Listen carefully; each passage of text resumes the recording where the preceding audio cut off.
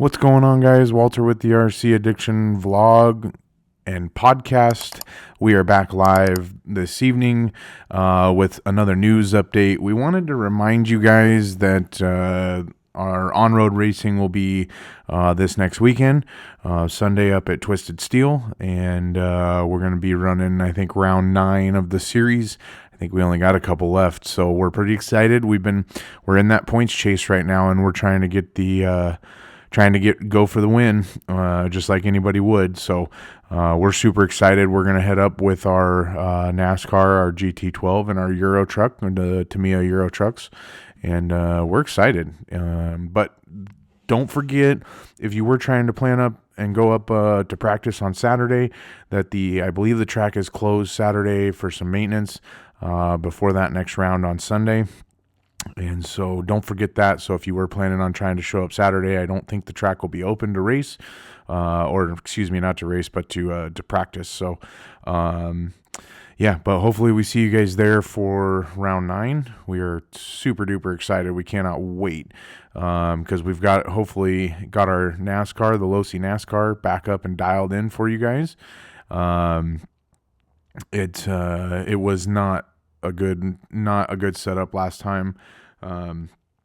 It needed a lot of help. I kept traction rolling for some reason. So we went through, rebuilt the shocks, went through the diffs again, make sure they were nice and clean and freed up. And then we've got a fresh set of glued tires on there for you to hopefully give them a good run for their money. Because that box stock class is kind of a fun class to be running right now. Same thing with the Euro truck. Our Euro truck was on the pump last week, and so we're hoping that it stays the same. We're not going to change a darn thing. We're going to sauce our tires like normal, and we'll go from there. But both those classes, I'm hoping to be dialed in this weekend. GT12, we're still working on. That class, I feel like it takes a lot of work to be good in that class, a lot of work. It's not like some of the other classes where they're a little easier to drive and so on and so forth. Those GT12s can be a booger, and I know most of you guys out there that race them know that, just the way that they handle, and you're on another level. You're taking that RC racing to another level. So I'm still getting used to it, trying to adapt and get faster as each weekend approaches. That's the goal, is to just learn, keep learning. The more you learn, the more you'll know, the better you'll be. So that's what we're doing. But yeah, just wanted to give you guys that news update. It's tough because I think we are, let's see, about 2 months away from, maybe 3 months away from good weather here in Oregon, and it's been cold down here, guys. Depending on where you're listening from, we're in Southern Oregon, and we've had this kind of ice wave that's come through our area, and it's been hard to get out and get content on cars, on bashing. Of course, all the outdoor racing we do is closed for the season, and so we've been trying to do a bunch of the on-road content for you guys, but sometimes that stuff's not everything you guys are looking for. So we're trying to make all the content for you. But yeah, we're excited. The on-road stuff we've just been enthralled in right now. It's kind of been a process learning. Like I said, the GT12 class, that's been our biggest learning curve, which it's been fun. Like I said, it creates a new dynamic for the hobby, and that's what obviously piques our interest most of the time, is when we're throwing that curveball and something that's just a little bit more than traditional RCing, and that's what gets me most of the time too. So yeah, very, very exciting being in the on-road stuff. I am, like I said, you guys have hear me say this over and over again. Off-road season's going to kick off here pretty soon. We've got a big off-road race up in Roseburg. If I'll drop the link to that in the description below, make sure you guys check that out, because it's going to be at a brewery in Roseburg. And don't quote me on this. I don't remember what the name of the brewery is right off the top of my head, but I'll post the link below. But it's our buddy Rick. He's putting on an off-road race at a brewery, and it should be a good time. I'm going to vlog the whole thing, and it should be a rad experience. So that's kind of going to be the kickoff to our off-road racing season, I think, as far as some of the races that we want to go to this year for off-road. It's a good time. And then, God, I mean, I still got to, we still got tons of episodes to talk about, but we do the Losi mini oval stuff. If you guys haven't seen that, make sure you go check out the video listed the Grove Speedway on the YouTube channel. That'll give you kind of an idea of what we race there, but it's basically taking a Losi Mini B or Mini T and converting it with hack fab parts to an oval car, whether that be a modified or a sprint car. That's kind of the easy layman terms, breaking that down, but there's a lot of different ways to go about it. A lot of people have heard about doing the like Losi Pro rollers, just because they come with a few upgrades that you don't necessarily pay for out of pocket when you buy the Pro roller, which is kind of nice for the guys that want that. I've done a whole video on breaking that down too, and how you can save some money buying those cars from A-Main or Losi and A-Main, whoever you buy it from. But because it can get expensive to do the conversions to the car, especially if you're going to do a couple classes. So I've done a whole video on that, which I'll put that link in the description as well, because it's a real interesting video and shows you how to save a couple $100 when building these cars, which is what I had to do. So that's a pretty cool video, but yeah, and then bashing, guys. That's the other big one that I kind of missed during the summer, is the bash sessions with the buddies.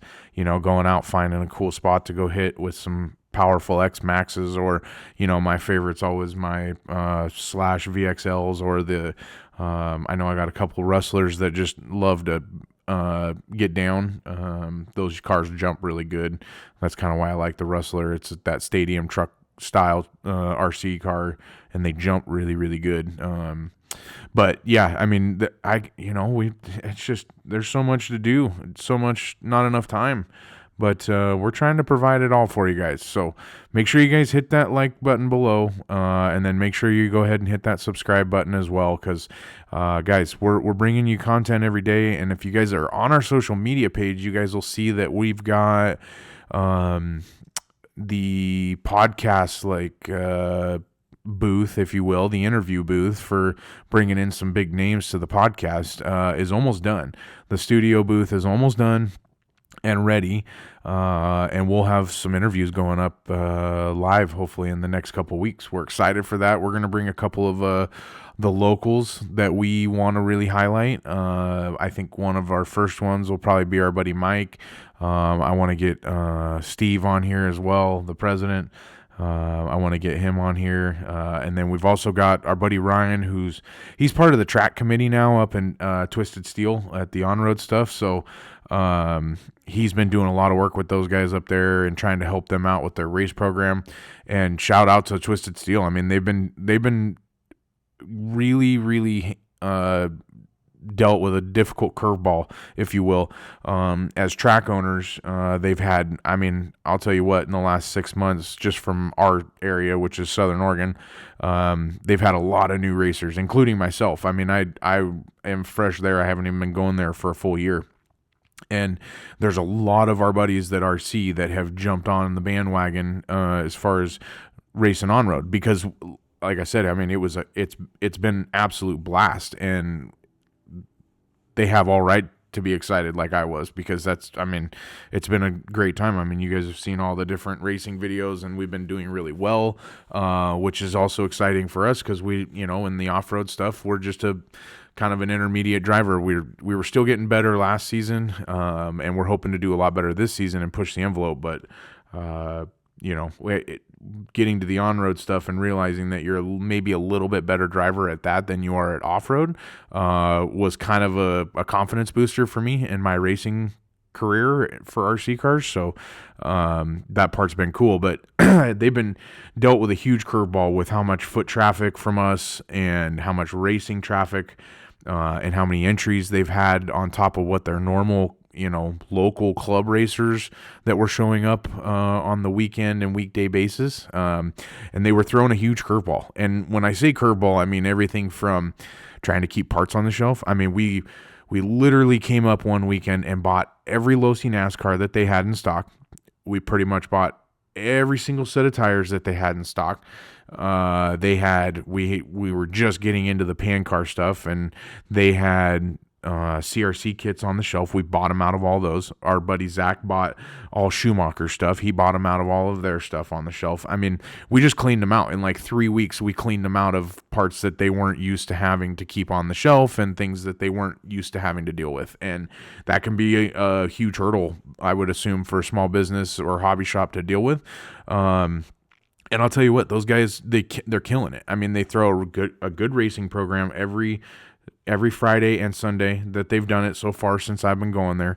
And there's always things that, people will have to say, and things that, tend to, the rumor mill, will come about, and people will say things that, maybe get taken out of context. And I think that sometimes that, as racing RC racer, adult RC racers, let me throw that adult into the RC thing, that we just got to be patient. There's so many things that we deal with in this hobby, as far as manufacturing flaws to hobby shops that maybe aren't as popular as other hobby shops that have difficulty getting parts, versus maybe another shop not having any difficulty getting parts. And then on top of all of that, and dealing with trying to keep your racers happy with parts, you're having to deal with keeping the rest of the crew and the racers and your club locals happy, just based on how the race program goes. And I'm sure, like, I'm not even in those guys' shoes, and I'm sure it can be a disaster at sometimes. And that's probably no fault of ours, because we're the ones that kind of cause the stink about certain things. And I'm probably to blame for, maybe being one of those guys that, maybe isn't out there to marshal when I'm supposed to. So that causes them to have to track me down or track somebody else down to marshal. So, I mean, we're all guilty of certain things, whether it be that or, throwing a stink about something else. We're all guilty of something of, causing grief to the track officials and the RD and the hobby shop owners. I mean, we're all pretty guilty of it, realistically. And, I think that a lot of times it just takes us stepping back and realizing that, like, we are just racing toy RC cars, and it's not like we're racing for the A-Main, nationals, or the, J Concepts, Nitro Buggy Pro class. I don't know. You kind of have to step back and realize that we are just out here to have some fun. And sometimes we lose sight of that, and it's unfortunate. But though I will tell you that those guys at Twisted, hats off to them. They've been doing a great job. They've been, like I said, they've been doing a huge job for as much as stress and probably load that we've put on them as RCers and club racers. So shout out to those guys. They do a great job. So does Poor Boys. Poor Boys is, I had to go up there Thursday to test out my short course truck, and Poor Boys is doing a good job. They're getting ready to get some new carpet in there. They're keeping a lot of stuff in stock. I mean, tires are always a huge one. That's the first thing a racer goes to, is how many tires do you have in stock? Am I going to be supported? Am I not?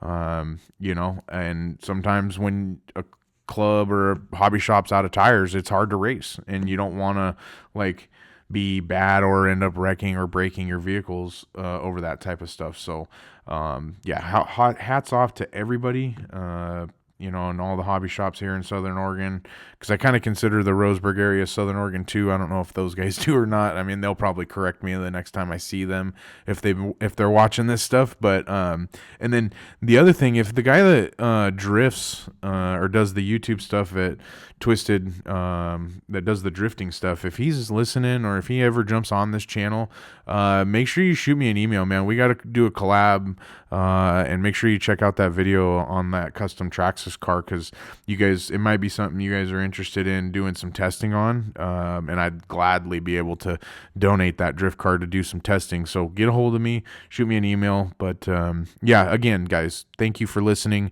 I know it's just more of me babbling on, but it's more or less me trying to give you guys news updates and try to just, bring highlights to things in our RC world, I guess.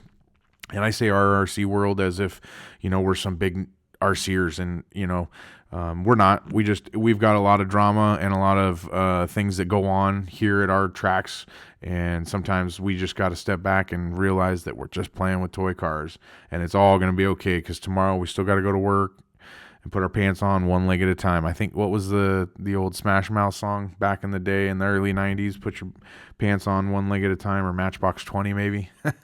I don't know. Some of you late 80s, early 90s babies will remember that with me. So if you remember, drop a comment below what that song name was.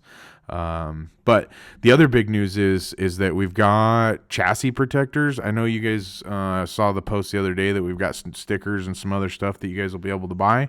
But we're going to have chassis protectors. So we're going to have basically a chassis protector that'll work on any buggy, short course, or stadium truck. And then you'll be able to use them on anything else that you need to.